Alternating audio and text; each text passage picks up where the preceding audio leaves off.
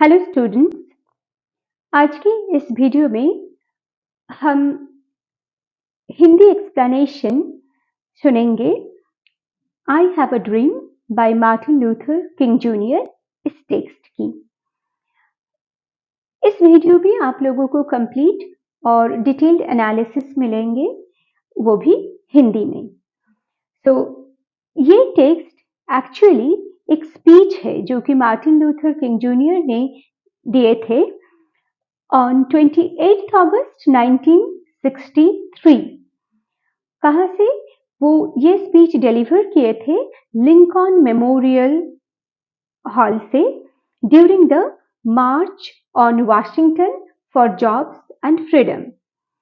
सो एक मार्च हुआ था वाशिंगटन में जॉब्स एंड फ्रीडम की डिमांड से। ओके, ब्लैक पीपल ने ये इसमें पार्टिसिपेट किया था और इस मूवमेंट के दौरान, इस मार्च के दौरान मार्टिन लूथर किंग जूनियर ने ये स्पीच डिलीवर किए थे। तो आइए पहले हम लोग जान लेते हैं कुछ इंपॉर्टेंट बातें मार्टिन लूथर किंग जूनियर के बारे में। वो 1929 में ही was born on 15th January और कहाँ पर? एटलांटा, यूनाइटेड स्टेट्स में। एंड उनको मार दिया गया था, उनकी हत्या की गई थी 4 अप्रैल 1968 में यूनाइटेड स्टेट्स में। वो एक सोशल एक्टिविस्ट थे, बैप्टिस्ट मिनिस्टर थे और वो अमेरिकन सिविल राइट्स मूवमेंट के साथ भी एसोसिएटेड थे। वो बहुत इंपॉर्टेंट रोल प्ले किए थे न्यूक्लियर वेपन्स को बैन करने के लिए, वियतनाम वॉर को खत्म करने के लिए और लोगों को पॉवर्टी से निकाल के एक अच्छी जिंदगी में शामिल करने के लिए। वो हमेशा इक्वालिटी और ह्यूमन राइट्स के लिए फाइट करते थे, specially for the African Americans, the poor and the victims of injustice. जो कि अफ्रीकन अमेरिकन थे, पुअर थे और कोई भी इनजस्टिस के शिकार हुए थे, ऐसे लोगों के लिए वो हमेशा इक्वालिटी और ह्यूमन राइट्स की डिमांड करते थे और वो काफी गहरी रूप से प्रभावित हुए थे महात्मा गांधी और अब्राहम लिंकन की आइडियल्स से। इन 1964 he received the Nobel Peace Prize। तो उनकी सारी मूवमेंट, सारे रैलीज, सारे प्रोटेस्ट मूवमेंट सब कुछ नॉन वायलेंट होते थे, क्योंकि मैंने पहले ही आप लोगों को बताया है कि वो बहुत ज्यादा प्रभावित थे महात्मा गांधी के आइडियल्स से, इसलिए वो हमेशा उनके मूवमेंट्स को नॉन वायलेंट रखते थे और इसीलिए उनको 1964 में नोबेल पीस प्राइज दिया गया था। और उस वक्त वो यंगेस्ट रेसिपिएंट थे इस प्राइज की, youngest recipient of the award at the age of 35। अच्छा, और ना अभी हम लोग हमारे डिस्कशन को आगे बढ़ाने से पहले, इस टेक्स्ट के बारे में डिटेल्स में जानने से पहले हम लोगों को कुछ इम्पोर्टेंट हिस्टोरिकल इवेंट्स के बारे में जानना बहुत जरूरी है। वो क्या क्या? एक है अमेरिकन सिविल वॉर, दूसरी जिम क्रो लॉज और तीसरा अमेरिकन सिविल राइट्स मूवमेंट। चलिए पहले हम लोग जानते हैं अमेरिकन सिविल वॉर के बारे में।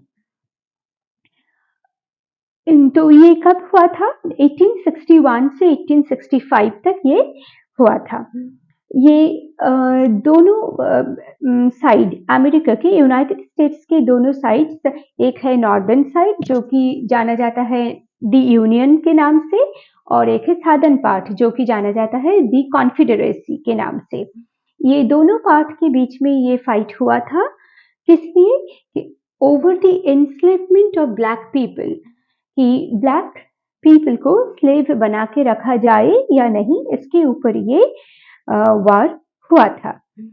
अब स्टूडेंट्स, आप लोगों को यहाँ पर जरूर पता होना चाहिए कि ये जो वाइट पीपल जो चाहते थे कि ब्लैक्स को स्लेव बना के रखा जाए, ये वाइट पीपल अमेरिका के ओरिजिनल इनहैबिटेंट्स नहीं थे, वो लोग बाहर से आए थे। कहाँ से आए थे? इंग्लैंड से आए थे और ग्रेजुअली वो वहाँ के मास्टर्स बन गए।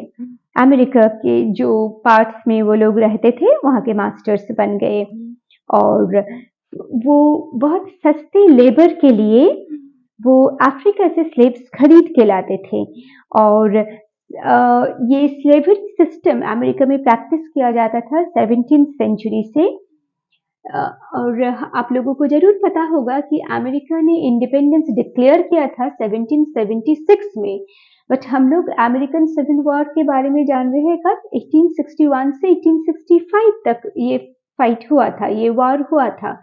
तो करीब 100 साल बाद जब अमेरिका ने इंडिपेंडेंस डिक्लेयर किया 1776, उसके करीब करीब 100 साल बाद ये अमेरिकन सिविल वॉर हो रहा है।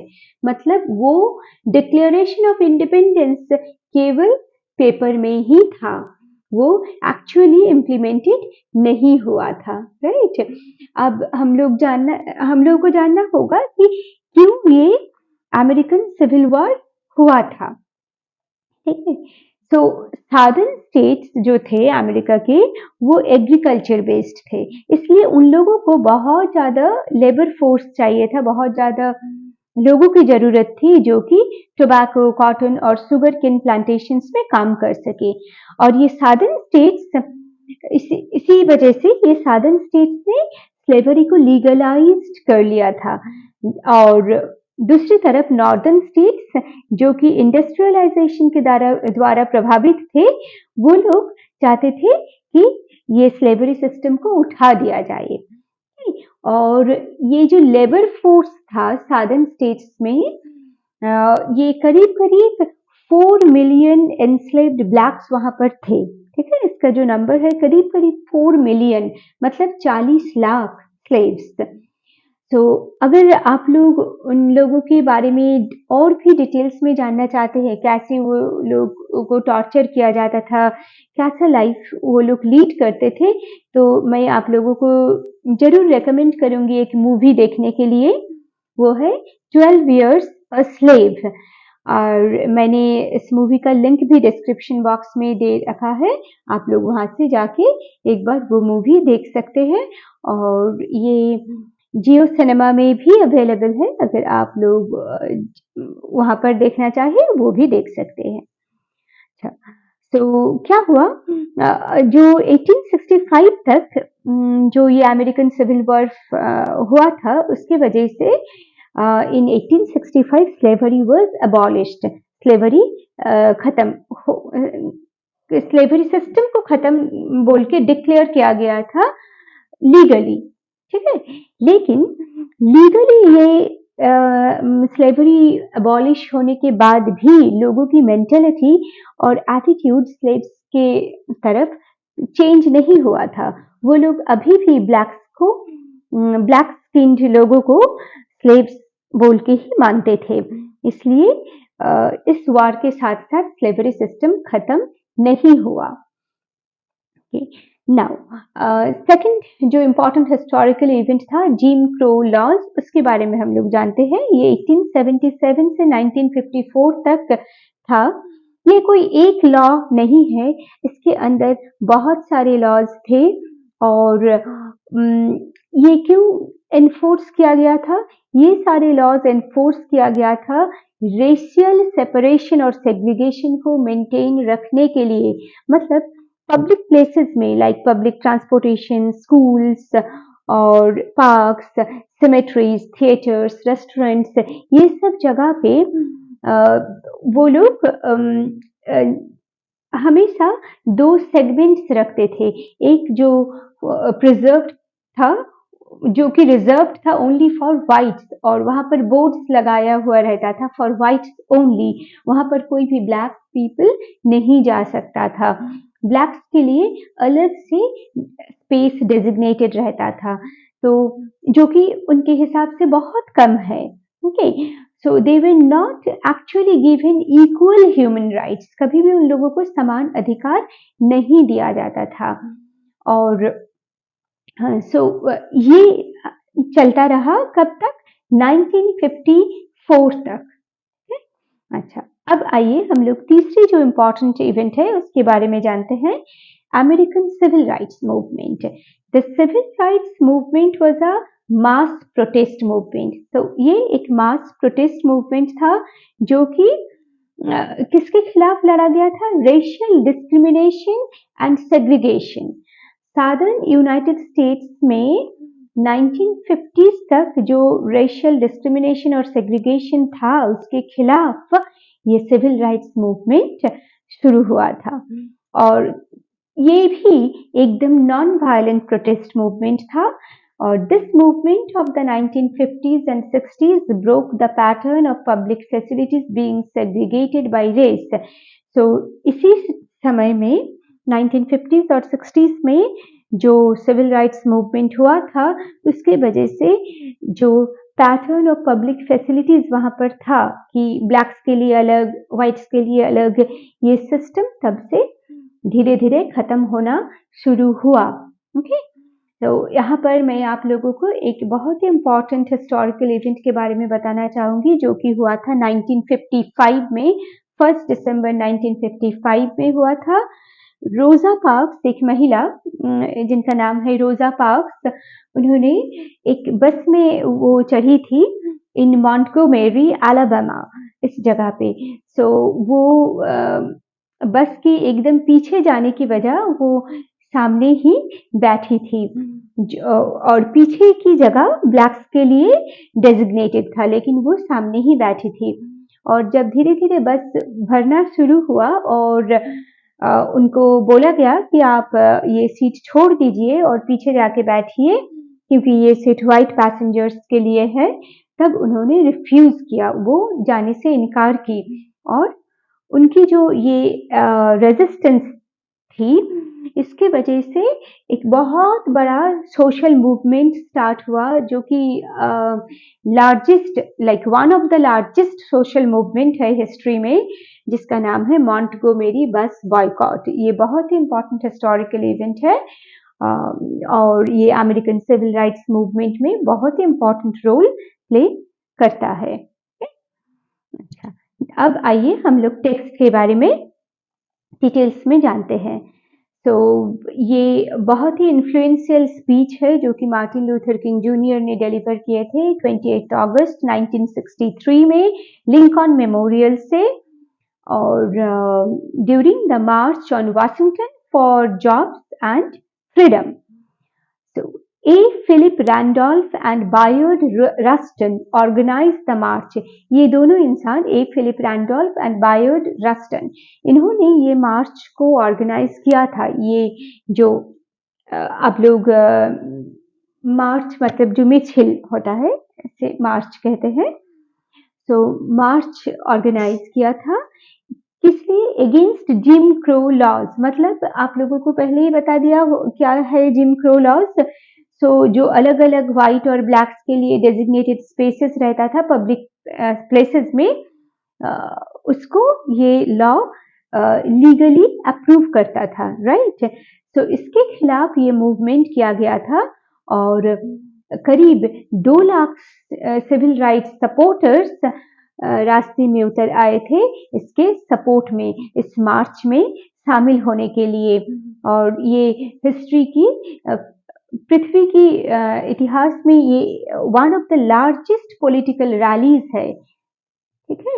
अच्छा, now let me start with the text. अच्छा, आप लोग देखेंगे कि एकदम पहली लाइन में ही, टेक्स्ट की जो पहली लाइन है वहां आप लोगों को ये रेफरेंस मिलता है, क्या है? इमांसिपेशन प्रोक्लेमेशन, राइट। तो पहला लाइन ही शुरू होता है इससे, 5 स्कोर ईयर्स अगो। 5 स्कोर मतलब, एक स्कोर मतलब 20 ईयर्स, 5 स्कोर मीन्स 100 साल। तो 100 साल पहले एक महान अमेरिकन जिसके स्टैचू के नीचे, जिसकी सिंबॉलिक शैडो के नीचे हम लोग खड़े हुए हैं और जिसके सिंबॉलिक शैडो के नीचे, मतलब जिन्होंने ये इमांसिपेशन प्रोक्लेमेशन साइन किया था, उनके शैडो के नीचे हम लोग खड़े हुए हैं। ये पहला लाइन है इस टेक्स्ट का। तो क्या है इमांसिपेशन प्रोक्लेम और कौन से महान अमेरिकन के बारे में मार्टिन लूथर किंग जूनियर यहाँ बता रहे हैं? वो यहाँ रेफर कर रहे हैं अब्राहम लिंकन को। ओके, तो प्रेसिडेंट अब्राहम लिंकन जिन्होंने ये इमांसिपेशन प्रोक्लेमेशन साइन किया था, कब किए थे? 1 जनवरी 1863, और ये स्पीच डिलीवर किया जा रहा है 1963, मतलब 100 साल पहले की बात वो बोल रहे हैं। 100 साल पहले प्रेसिडेंट अब्राहम लिंकन ने इमांसिपेशन प्रोक्लेमेशन साइन किए थे। क्या था इमांसिपेशन प्रोक्लेमेशन में? इस प्रोक्लेमेशन से बोला गया था, प्रोक्लेमेशन में बोला गया था, all persons held as slaves within the rebellious areas are and henceforward shall be free। तो जितने भी लोगों को स्लेव्स के तौर पे जाना जाता है, वो सारे लोगों को आज और अभी से फ्री बोल के डिक्लेयर किया जा रहा है, उन लोगों को फ्रीडम दिया जा रहा है। His proclamation changed the legal status of nearly 4 million slaves। तो ये इमांसिपेशन प्रोक्लेमेशन इमीडिएटली 4 मिलियन स्लेव्स, मैंने पहले ही बताया है, करीब करीब 40 लाख स्लेव्स वहां पर थे। तो ये 40 लाख स्लेव्स को फ्री ब्लैक्स में फ्री ब्लैक्स बोल के डिक्लेयर किया गया था। ये प्रोक्लेमेशन डिक्लेयर किया था 40 लाख लोगों को फ्री ब्लैक्स बोल के लीगली। लेकिन आप लोगों को ध्यान रखना चाहिए कि ये सिर्फ लीगली हुआ था, एक्चुअल रियलिटी ये नहीं था। अगर एक्चुअली ये सारे लोग फ्री हो जाते थे तो 1963 में मार्टिन लूथर किंग जूनियर को ये स्पीच डिलीवर करने की जरूरत नहीं होती। तो 100 साल बाद भी ज्यादा कुछ चेंज नहीं हुआ ब्लैक पीपल के लिए। सो यहाँ पर देखिए, आप लोग स्लाइड्स में देख सकते हैं कि मैंने टेक्स्ट की कुछ इंपॉर्टेंट लाइंस कोट किया है। अभी मैं आप लोगों को वो एक्सप्लेन करके बता दूंगी। Even so क्या है, 100 years later the life of the Negro is still sadly crippled by the manacles of segregation and the chains of discrimination। अच्छा, manacles मतलब chains, ठीक है, manacles मतलब भी chain होता है, बंधन। of segregation, segregation मतलब discrimination और separation, जो अलग अलग समझा जाता है उसको कहते हैं segregation। तो 100 साल बाद भी एक निग्रो की लाइफ क्रिपल्ड है, मतलब चेन से बंधा हुआ है। किसकी चेन से? सेग्रीगेशन, सेपरेशन की चेन से बंधा हुआ है। 100 साल बाद भी एक निग्रो एक लोनली आइलैंड ऑफ पॉवर्टी में रहता है amidst the vast ocean of material prosperity। America को एक vast ocean of material prosperity के तौर पे जाना जाता था, क्योंकि हम सबको पता है, तब अभी भी हम लोग ये सोचते हैं और 1963 में भी ये सोच था कि अमेरिका एक ऐसा देश है जहां अगर आप पहुंच सके तो आपके सारे सपने पूरे हो जाएंगे, बहुत ज्यादा पैसे हैं वहां पर, ऐसा सोचा जाता था, अभी भी सोचा जाता है। तो अमेरिका को समझा जाता था एक vast ocean of material prosperity, जहां पर बहुत धन संपत्ति है, लेकिन उस बड़े धनवान जगह में भी ये निग्रो पीपल एक आइलैंड ऑफ पॉवर्टी में रह रहे हैं। The Negro finds himself an exile in his own land। उन लोगों को खुद को लगता था कि वो एक एग्जाइल की जिंदगी जी रहे हैं, अपने ही देश में एक एग्जाइल की तरह, एक देश निकाल दे दिया गया है, ऐसे इंसान की तरह वो जी रहे हैं, क्योंकि उनको बहुत लिमिटेड राइट्स दिया गया था। In a sense, we have come to our nation's capital to cash a check। So यहाँ मार्टिन लूथर किंग जूनियर जो बोल रहे हैं कि उन लोगों का जो ये मार्च है, जो मूवमेंट है, जिसके लिए वो लोग आए हैं वाशिंगटन में जॉब्स और फ्रीडम की डिमांड से, ये मूवमेंट जैसे कि आप इसको कंपेयर कर सकते हैं कि वो लोग जैसे आए हैं अपने नेशंस के कैपिटल में, वाशिंगटन उन लोगों का कैपिटल था, कैपिटल में आए हैं एक चेक को एनकैश करने के लिए। यहाँ वो कौन सी चीज को चेक बता रहे हैं? इमांसिपेशन प्रोक्लेमेशन को एक चेक बता रहे हैं। और वो यहाँ पर बोल रहे हैं कि वो एक बैड चेक है, वो एक खराब चेक की तरह हम लोगों को दिया गया था। जैसे कि चेक में साइन कर देने से ही आपको पैसा नहीं मिल जाएगा। कोई अगर आपको एक साइन किया हुआ चेक देता है, इसका मतलब ये नहीं है कि आपको पैसा मिल गया है। वो सिर्फ आपको बता रहा है कि आपको ये मिलेगा, लेकिन आपको कब मिलेगा? जब आप बैंक में जाके वो जमा करोगे और उस इंसान के खाते में अगर वो पैसा होता है तो आपको वो पैसा मिल जाएगा। लेकिन यहाँ 100 साल बाद भी ब्लैक्स को जो राइट्स दिया जाएगा बोल के प्रॉमिस किया गया था इमांसिपेशन प्रोक्लेमेशन में, वो राइट्स नहीं मिला। इसलिए मार्टिन लूथर किंग जूनियर बोल रहे हैं कि वो इमांसिपेशन प्रोक्लेमेशन एक खराब चेक की तरह था और वो चेक इन कैश नहीं हुआ कभी भी। इसका रीजन ये नहीं है कि वहां पर इनसफिशिएंट फंड्स था, इसका रीजन ये नहीं है कि वहां पर उतना पैसा नहीं था।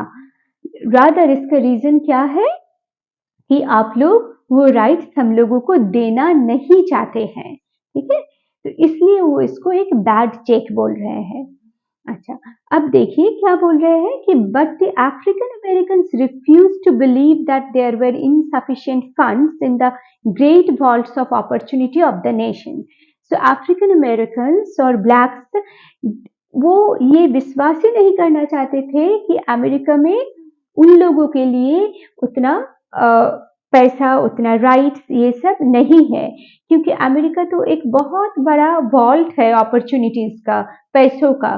तो अमेरिका के पास बहुत ज्यादा पैसा है, बहुत ज्यादा अपॉर्चुनिटीज है सबको को देने के लिए। अगर अमेरिका चाहे तो अफ्रीकन अमेरिकन को भी वो राइट्स मिल सकता था, लेकिन डेलिबरेटली उन लोगों ने वो राइट्स ब्लैक्स को नहीं दिया।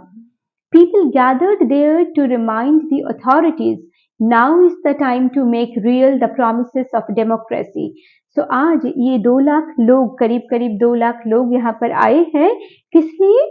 कि वो याद दिलाना चाहते हैं इस नेशन को कि अभी वो वक्त आ गया है जब आप लोगों को फुलफिल करना पड़ेगा जो सारे प्रॉमिसेस आप लोगों ने किए थे regarding democracy.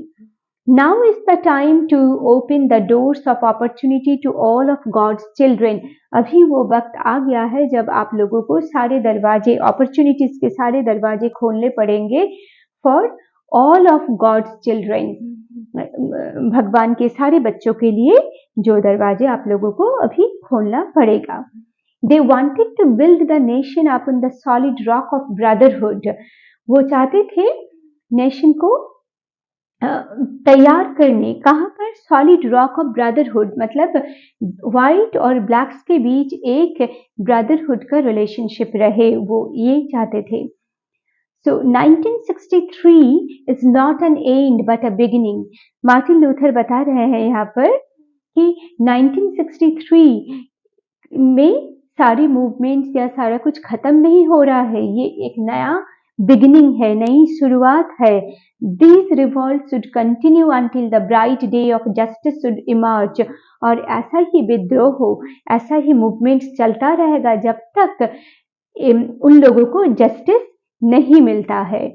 There will be neither rest nor tranquility in America until the Negro is granted his citizenship rights. जब तक निग्रो लोगों को उनका सिटीजनशिप राइट्स नहीं मिल जाता है तब तक ये सारे प्रोटेस्ट मूवमेंट चलता रहेगा। वो और भी बताते हैं कि in the process of gaining our rightful place we must not be guilty of wrongful deeds.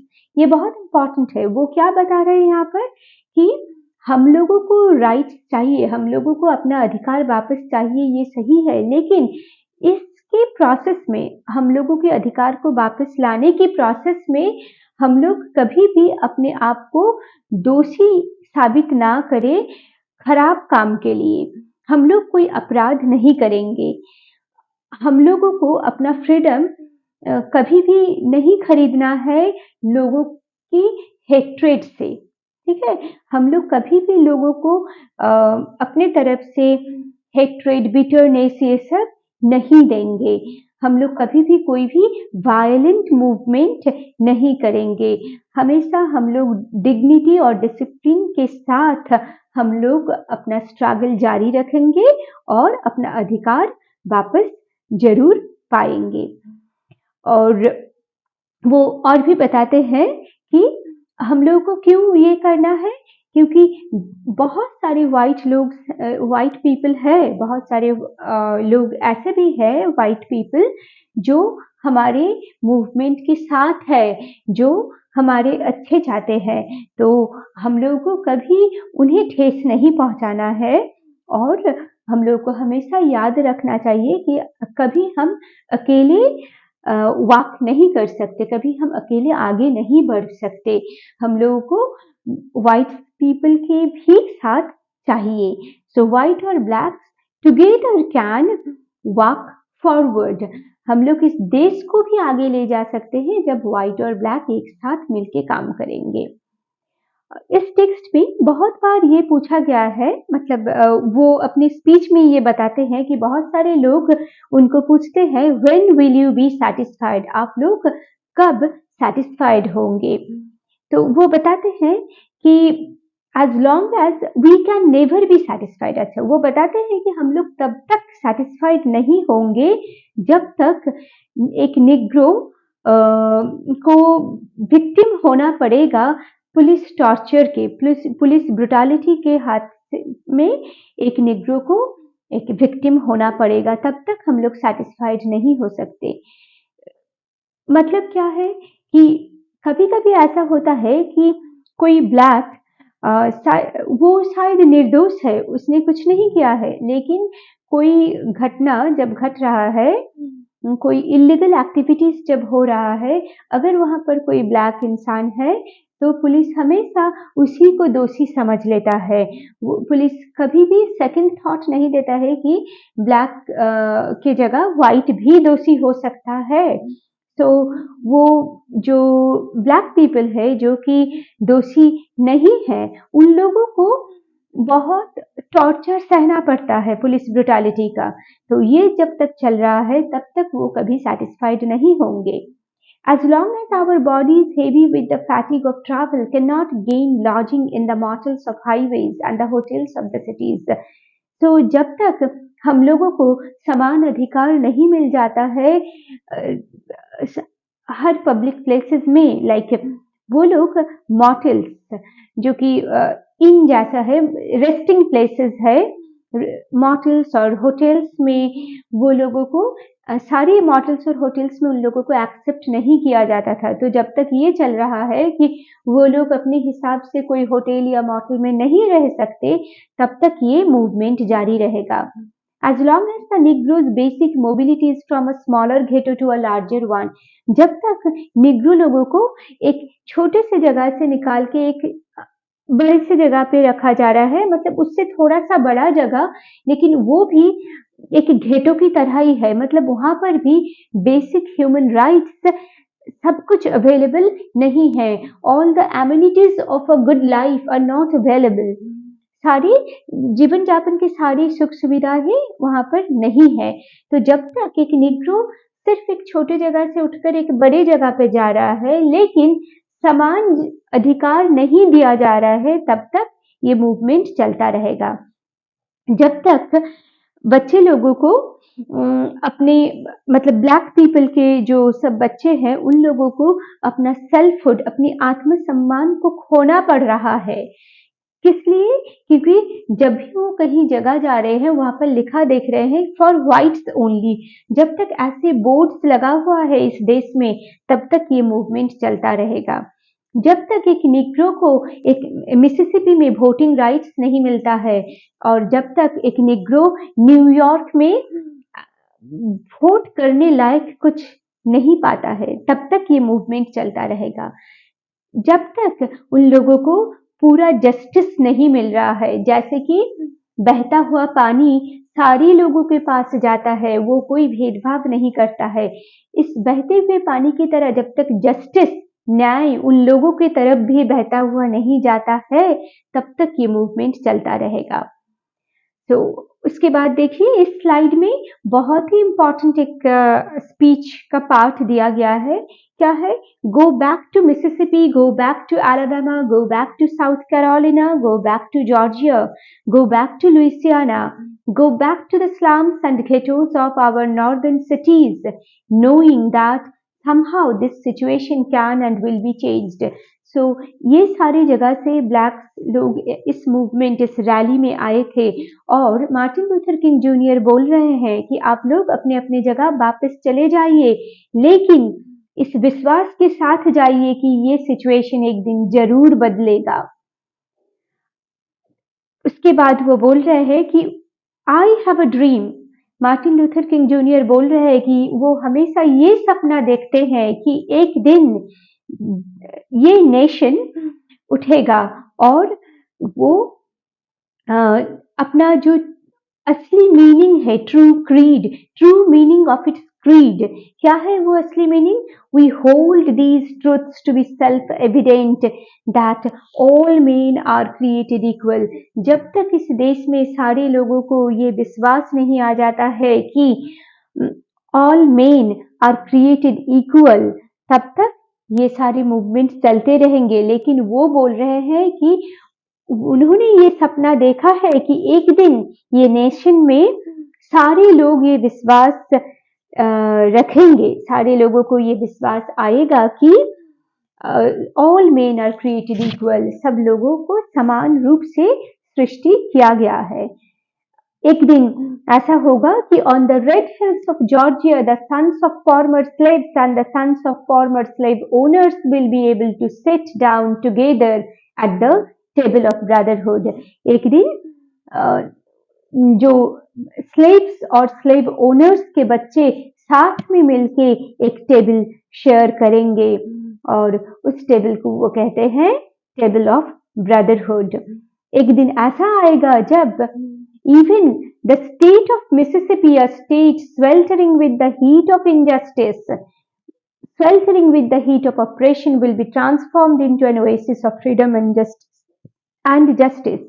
So एक दिन ऐसा आएगा कि मिसिसिपी, जो कि सबसे बुरी तरह अफेक्टेड है ये सारे इनजस्टिस और ऑपरेशन की इश्यूज से, वो स्टेट में भी फ्रीडम और जस्टिस सेलिब्रेट किया जाएगा। वो स्टेट एक ओएसिस बन जाएगा फ्रीडम और जस्टिस का। एक दिन उस दिन का वो सपना देखते हैं।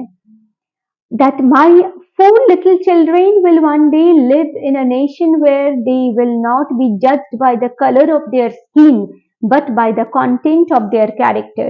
तो एक दिन ऐसा आएगा जब क्या होगा कि उनके 4 बच्चे उस नेशन में रहेंगे जहां पर वो लोगों उन लोगों को जज उनके स्किन कलर के हिसाब से नहीं किया जाएगा, रादर उन लोगों के कैरेक्टर, उन लोगों की एबिलिटी के हिसाब से उन लोगों को जज किया जाएगा। एक दिन ऐसा आएगा जब अलाबामा में little black boys and black girls will be able to join hands with little white boys and white girls as sisters and brothers. Alabama एक ऐसा प्लेस है जो बुरी तरह अफेक्टेड हुआ था इस स्लेवरी सिस्टम से। तो अलाबामा में भी एक दिन ऐसा देखा जाएगा कि ब्लैक बॉयज और ब्लैक गर्ल्स, छोटे छोटे बच्चे छोटे छोटे व्हाइट बॉयज और व्हाइट गर्ल्स के साथ हाथ मिला रहे हैं। एक दिन ऐसा आएगा कि every valley shall be exalted, every hill, mountain shall be made low. तो एक दिन ऐसा आएगा कि सारे प्लेसेस को समान रूप से देखा जाएगा और एक दिन ऐसा होगा कि the glory of the Lord shall be revealed and all flesh shall see it together. भगवान की इस सृष्टि को लोग अच्छे तरह से देख पाएंगे और all flesh shall see it together. तो यहाँ पर वो ब्लैक और व्हाइट को मतलब ब्लैक पीपल व्हाइट पीपल ना बोल के वो फ्लैश बोल रहे हैं सिर्फ। क्यों? क्योंकि सारे इंसान every person is made up of flash and blood.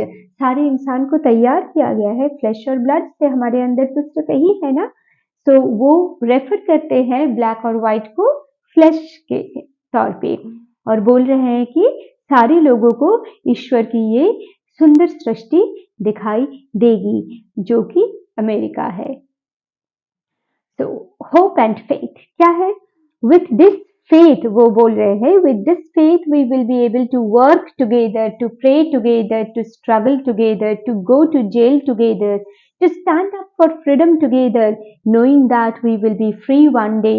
So इस विश्वास के साथ वो एक साथ काम कर रहे हैं, एक साथ प्रेयर करते हैं, स्ट्रगल करते हैं, जेल में जाते हैं, फ्रीडम मूवमेंट के लिए खड़े होते हैं, knowing that we will be free one day, क्योंकि उन्हें पता है कि वो एक दिन जरूर फ्री होंगे, एक दिन जरूर उनको फ्रीडम मिलेगा। This will be the day when all of God's children will be able to sing with new meaning. एक दिन, वो दिन जब वो लोग सारे लोग फ्री हो जाएंगे, they will get their freedom, जब उन लोगों को अपना फ्रीडम मिल जाएगा तब सारे लोग एक साथ गा पाएंगे। My country, it is of thee, sweet land of liberty, of thee I sing, land where my fathers died, land of the pilgrim's pride, from every mountain side, let freedom ring.